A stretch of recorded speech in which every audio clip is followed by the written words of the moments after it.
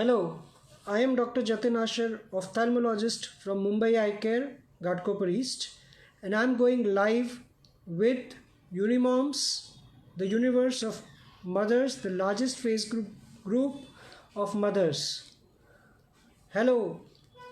So, at the outset, first let me congratulate all the mothers. So, where this whole world is sitting and clapping for us doctors, I should actually tell we are only doing our duties. The actual thing that this lockdown, which otherwise has changed many lives, has not changed one person's life in the whole family, is that of a woman or a mother. They were always busy with the household chores, with taking care of their kids, and now they are even busier taking care of the kids because they have to work from home at the same time, take care of the kids who have become more demanding because they are throughout the day in front of their moms, and they have to take care of their in-laws, their husbands, their kids, and everybody. That requires a high lot of multitasking, which is that we doctors can't do and only moms can do. So let me congratulate all you moms for doing this multitasking job and to be always available for your kids with a smile and a non-tiring attitude. You'll never get tired. But there are some things that always mom want to know. And during this lockdown, we've had a lot of parents who come to us and ask a lot of questions about their kids. This lockdown has increased the screen time for a lot of children, and because of that, parents are always worried. The child has to be always on the screen, and now with the e-learning coming into place and the schools opening only on a digital media, it's going to only increase the screen time. So parents come to us with a lot of questions. So I'll be addressing to a few of these questions today and giving you solutions to a lot of problems that parents usually face during this time, and how to really handle your child in terms of decreasing the screen time, to keep the child active and engaged throughout the day so he doesn't get bored, and also to improve the creativity of your child so that you can have a wholesome vacation for this child, which otherwise would become quite bothersome for them and for the parents because they cannot go out to play, they cannot sit at home the whole day, they are missing their school friends. So how do you really keep them engaged is what is important. At the same time, you have to see to it that their digital eye strain decreases. So we'll take a few questions that have been asked to me by few parents. So first is that what is it that is going to happen if the child has to see the screen for a very long time? So when we are looking at the screen time, what is actually a screen time? So a lot of times parents say the child is not much on the screen. My child does not see TV for a long time. But they don't realize it's not just the television that includes the screen time. A lot of times it is the mobile phone, the tablet, iPad, your laptops, plus television combined together would make it your screen time. So whenever you're looking at screen time for a child, depending on the child's age, there is a limit to the amount of time that the child can spend on screen or any terminal device. So any child that is less than 2 years of age should not be shown any screen of any sort for any amount of time. So a child less than 2 years should have no screen time. Between 2 to 5 years, the screen time can be limited only to 1.5 to 2 hours, and that too at a stretch never more than 20 minutes. So always you have to break from the screen time after 20 minutes, wherein you are not showing any screen to the child, and during this time the child is taking part into a distant activity. So a child between 2 and 4 years is the one who is either crawling or running around. So for that child, what you can do is after 20 minutes of screen time, what you can do is you can put in place a toy of the child a little far away, tell the child to go fetch that toy and come back. So this would take around 20 seconds or 30 seconds, and that is good enough for a break from the screen time. Beyond the age of 4 years, that is from 5 years onwards, the screen time up to 7 years can be limited to maximum of 4 hours. So during this 4 hours, again the same rule applies. You have to break it in the sessions of maximum 30 minutes, wherein not more than continuous 30 minutes the child is having the screen time. So again, post 30 minutes, you can engage the child into any distant activity. You can tell the child to look at any distant object, not a television screen. It can be anything far away. If you have a window wherein the child is sitting and seeing outside your house, and if you have any trees, you can tell the child to sit and count the number of leaves that are there on a particular branch and tell you about it. So that would automatically make the child see a distant object, and that would again break his screen time, and this has to be limited again to not more than 30 minutes. Then moving on to little older children, their screen time can be maximum up to 6 hours. Again, this has to be broken down for maximum up to 30 to 40 minutes per session. Beyond that, they are not supposed to be constantly seeing the screen. Now coming to adults, because it's not just children who are having screen time that has increased. It is even adults that are now having increased screen time because of work from home. They're constantly working. They all say we were happier when we were working from office because at least we had fixed duty hours. Now we have to work even till late night, and we have to constantly be on the computers. So what is it that you can do? So adults, there is no specified amount of time that they can spend on the screen, because sometimes their profession demands to be there almost for 12 to 14 hours. But every 20 minutes, a 20-second break is what is warranted, where you look at an object that is at least 20 feet away from your eyes and do not constantly keep looking at your screen. So when you're on the mobile or on your laptop, 20 minutes is the maximum time. Keep a timer, take a 20-second break, get up to have a sip of water. Then you have to again look at something far away, distant object. Purposely walk around. This would help you in two ways. By purposely walking around, you are exercising yourself, because constant sitting is what leads to a deep vein thrombosis or a venous stasis that exists in your feet. So getting up, walking around helps in that. Second, it is breaking your constant computer vision syndrome cycle. So this again helps you. So every 20 seconds you should have a beeper that beeps. Plus having a sip of water keeps you hydrated. Being maximally hydrated is what is important, because it's summer season going on. There's a lot of insensible loss through sweat that goes on. So you have to keep yourself hydrated. When we are constantly working, we really neglect on having more water. Keeping yourself hydrated would help you improve your skin. It would also help you manage your weight, and walking around would also help you do the same thing. Then moving to the next question, how does the screen time actually damage a child's eye? So there are a lot of myths that go around whether working on the mobile would make them have a refractive error or glass power. Well, partly it is true. There is something known as school myopia, which means there is a minus number that comes into a child's eye because of a constant near activity. So whenever a child is doing a constant near activity, may it be constantly reading from quite close distance, or watching a screen from a nearby distance, or doing any near activity that is constant, your eye muscles go into a state of contraction. So because of that contraction, that leads to a minus power that comes in the child's eye. This does not translate into actually making them wear glasses, because they otherwise have no requirement to be having to wear glasses. It's because of the muscle contraction. So whenever the child is having a constant near reading, this is what is seen. So how does this actually affect a child? So they will start squeezing their eyes. They would start complaining of headaches. They would start saying that I'm seeing things a little blurred.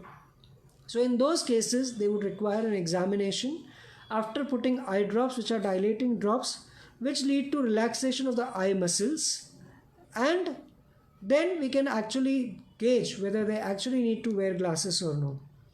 Now, having understood that a child can have a glass, so what is the parent's reaction that comes? First is denial. Though, how can my child have glasses? It is nothing to worry if your child is having glasses.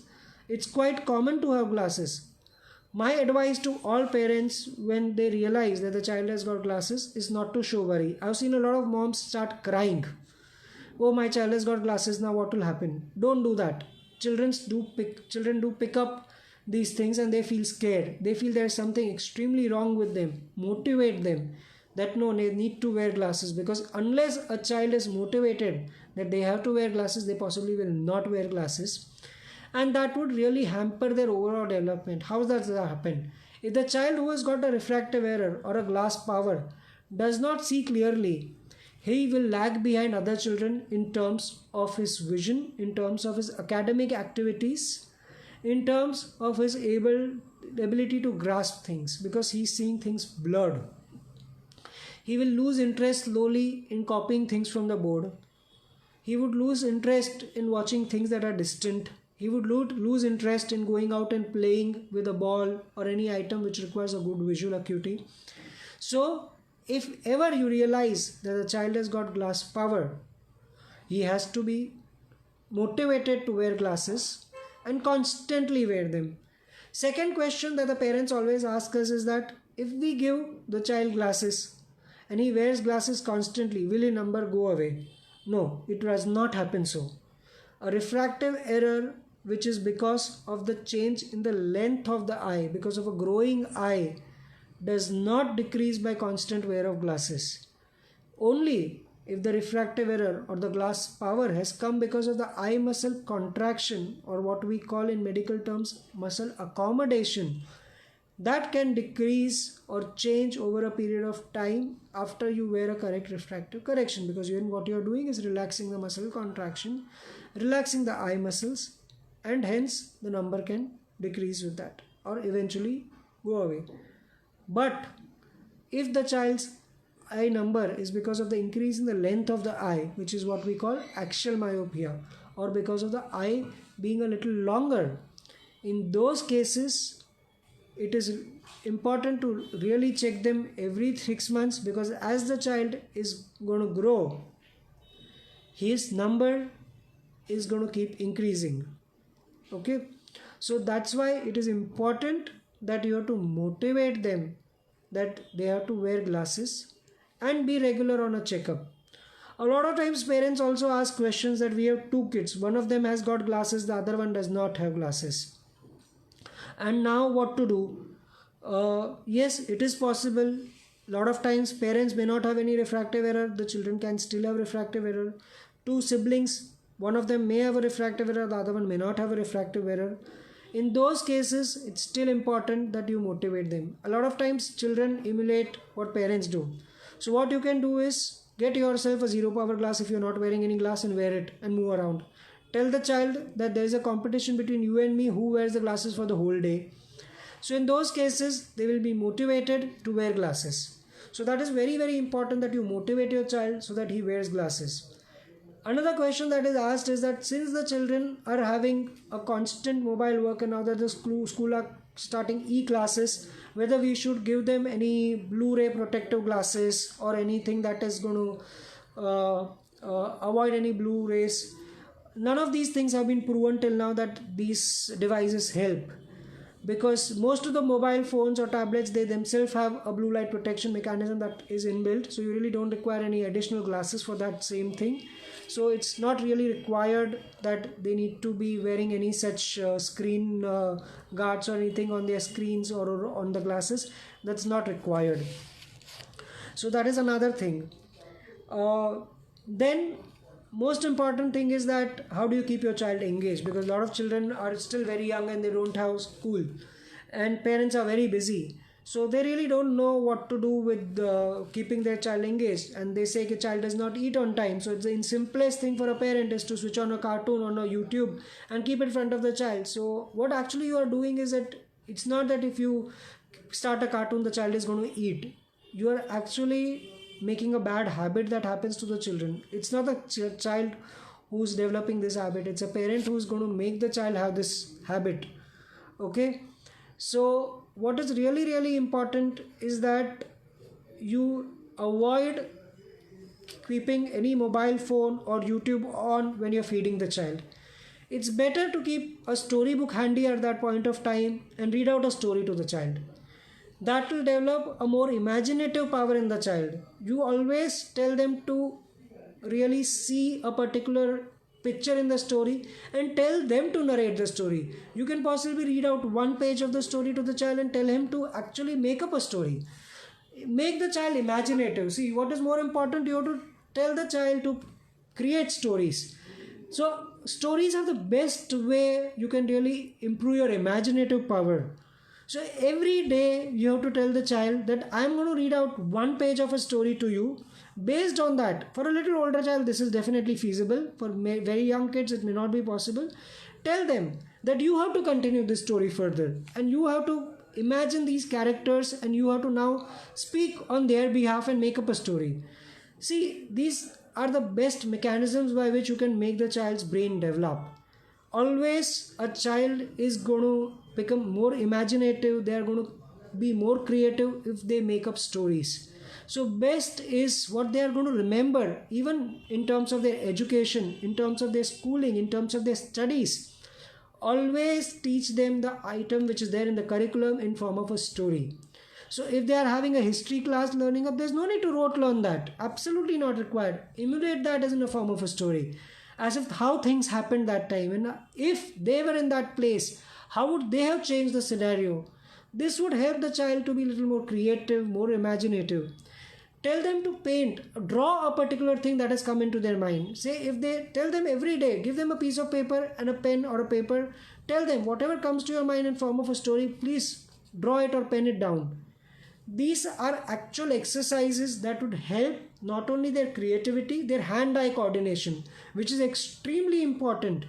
For any child that is between 4 to 6, this helps them to improve their hand-eye coordination, helps them have a better grasping of their learning, what they are reading. They are going to grasp it much better. And best is this would avoid them watching more television.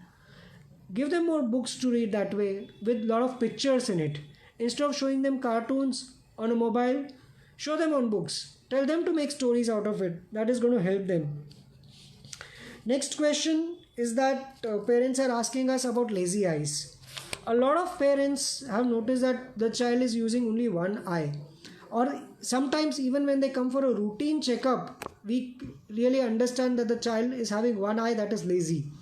So this usually happens whenever a child has got a unilateral high number or a difference in the power of two eyes, so one eye becomes lazy. So there is best way or easiest way to pick this up by any parent is that randomly whenever your child is watching television or something, just close one eye and tell him to see. So a lot of times if the child is resisting closing a particular eye, that means from the eye that is open his vision is poor. That is when he will resist the better eye to be closed. So that gives you an idea that he's possibly not seeing with that one eye and that eye is possibly lazy or got some disease. In such cases, they really need to be immediately be seen by a doctor, wherein after putting drops their number has to be checked, they have to be given correct glass prescription, and along with that there are certain exercises. So previously what was advised was patching, wherein we close the good eye or the better eye of the patient or the child for 3 to 4 hours daily, make him do activity, and that way stimulate the lazy eye to start seeing. However, the effect of patching was very temporary. The minute they would stop patching, they would again go back to amblyopia or laziness. A lot of child, because of peer pressure, the children would really not like patching their eyes. They would not be happy doing that. So we have developed some computerized exercises which are called vision therapy. These are half an hour sessions which are algorithm based, and we can actually use these systems to improve the child's laziness, and they are more long lasting. So if your child is suffering from lazy eye, do see an eye specialist and ask them about vision therapy, which would help your child's lazy eye also improve. Next question that we are always asked is that if there is any squinting of the eye, what has to be done? So squint eye is another problem that a lot of children have. So whenever there is any squinting or wherein the eye alignment is not normal, say if one eye is going out or it's going inside, in those cases the child requires again first is the eye glass power examination. Sometimes this can be treated only by simple giving glasses. If at all it does not get treated with glasses, there are surgical treatment that are available to make your eyes straight. So what is the best age of doing this? A lot of parents ask, do we have to wait till the child is old enough to do it? No. Absolutely no. The earliest it is picked up is when it has to be treated. The reason being, anytime whenever there is deviation of the eye, your binocularity is the power with which both eyes are seeing together loses. So this decreases your visual acuity and also your depth perception, which is quite important when you're in a lot of near activities and intermediate activities. So it is important that you get your eyes aligned, or the eye that is deviated inside or outside can again become a lazy eye, and in future it may be difficult for us to improve the vision of that particular eye. So whenever if your child is squinting, it is important that he sees an eye specialist, and we have to get it corrected as early as possible. Another question that parents always ask us is, what is a good nutritional supplement that has to be given to the children? So as far as nutrition is concerned, any homemade food, whatever is there as a regional food which our parents or grandparents have been teaching us for ages, is good enough. You have to give them a wholesome diet. Avoid giving them junk food. Good, wholesome, home cooked meal is what is good enough for the nutritional need of any person. Include a lot of greens in their food. A lot of times parents do complain that child does not eat vegetables. There are a lot of ways in which you can really make them eat vegetables. You can make parathas out of vegetables. You can make frankies out of it and make the child eat it. It's just how presentable you can make a child, the food for the child, and they would really enjoy it. And best is that the parents should not make them feel that this is something really that they don't like and they're making them eat. The parent should always sit and eat with the child. It is that way that you can inculcate the child that, see, we are eating this and you will really enjoy eating it. And that's how they really enjoy eating food. Tell a story surrounding that particular food item, and that's how the children will get into habit of eating those things. And you can always motivate them to eat. Otherwise, there are multivitamin supplements that are there, especially for children, which come in the form of gummies. So you can actually give those gummies to the child once or twice depending on the age of the child. Any child that is less than say 4 years can be given a gummy once a day. There are syrups like vitamin syrup that can be given to the child. So these are also nutritional supplements that are required because there are a lot of micronutrients that are there that are good for the eyes.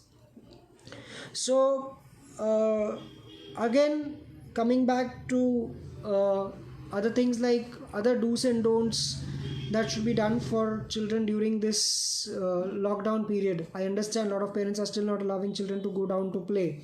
But after this lockdown is over, one thing which is very, very important for parents is that stop making the child feel competitive. It's really, they are children, let them live their life.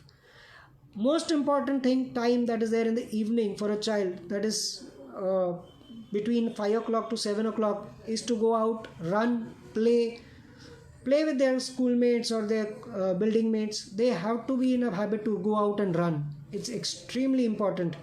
They have to go and run. They have to play. They have to learn to be outside.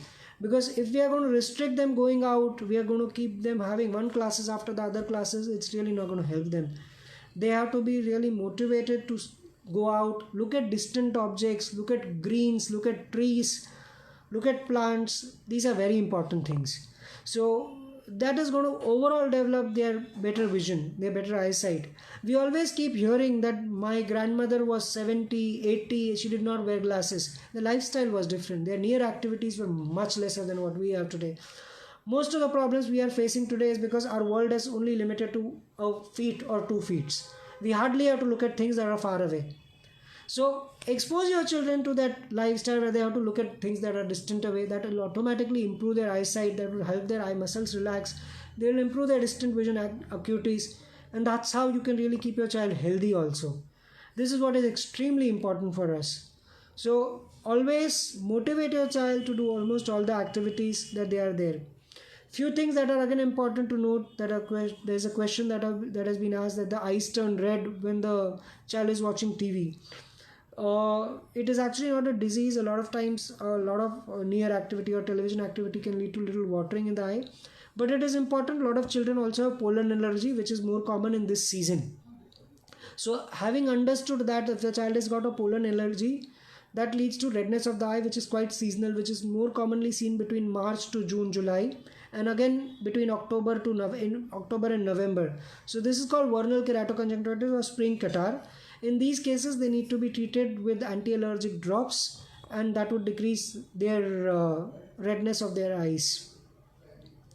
There are a few other questions. Is that somebody has brought computer glasses from Lenskart. You actually really don't need these glasses at all. A screen guard is usually incorporated in most of the modern screens, so they already have a blue filter in them, so it really does not make so much of a difference.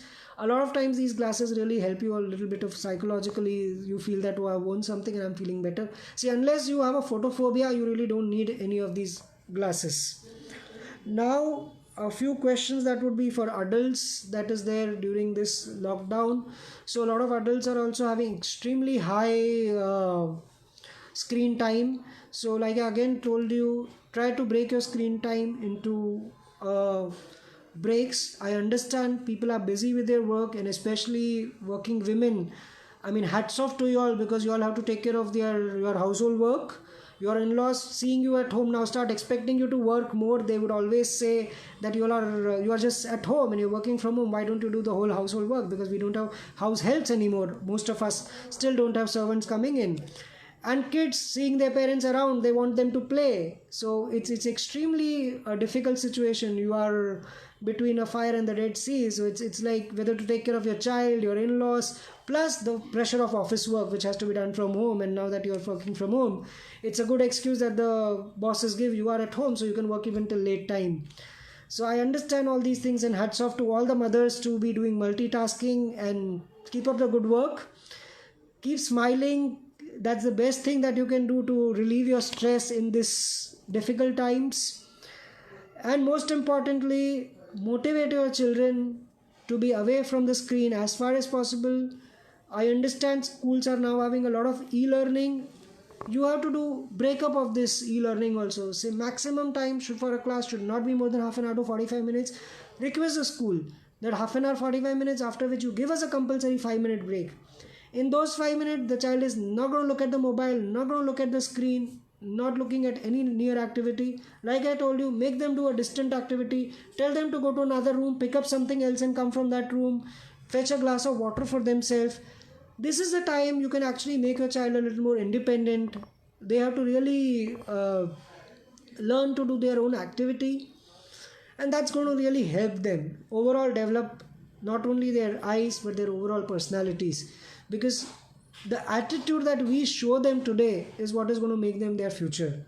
So if you show a depressive attitude because of this corona to the children, they are going to pick this up and they are going to feel that this is a bad time. Let them look at the positivity out of it. Tell them that they are getting time to spend with their family, which is very good for them. And I understand online studies is there 4 to 5 hours in front of the screen is there. But try to break up this time. Whenever possible, whenever the child is looking at the screen for 4 hours, break this out into half an hour to 45 minute session. The rest, you just need a 5-minute break in between that, wherein there should be compulsorily no near activity, which is what is extremely important. So that's what is going to help you and your kid really do well and have good eyesight and eventually have a very good future. Thank you very much.